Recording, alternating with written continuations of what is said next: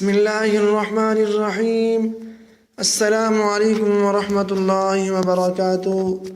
On line teacher کی جانب سے آپ سب دوستوں کو خوش آمدید۔ نماز میں کتنی برکت ہے۔ عطا ارزو کو ان کی بیوی نے 2 درہم دیے کہ اس کا آٹا خرید کر لائیں۔ جب آپ بازار کو چلے تو راستہ میں ایک غلام کو دیکھا کہ کھڑا رو رہا ہے۔ جب اس سے وجہ پوچھی تو اس نے کہا مجھے مولا نے 2 درہم دیے تھے، سودے کے لیے وہ کھو گئے، اب وہ مجھے مارے گا۔ حضرت نے دونوں درہم اسے دے دیے اور شام تک نماز میں مشغول رہے اور منتظر تھے کہ کچھ ملے گا، مگر کچھ میسر نہ ہوا۔ جب شام ہوئی تو اپنے ایک دوست بڑھائی کی دکان پر بیٹھ گئے۔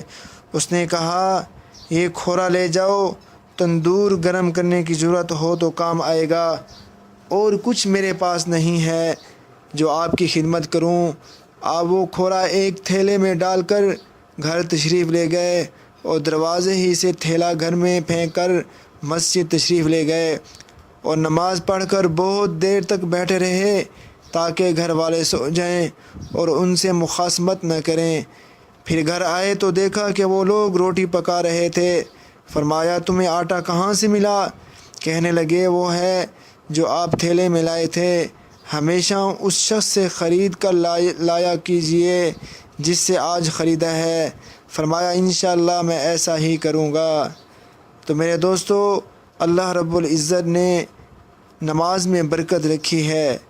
اللہ رب العزت ہم سب کو 5 بار نماز جماعت کے ساتھ پڑھنے کی توفیق عطا فرمائے۔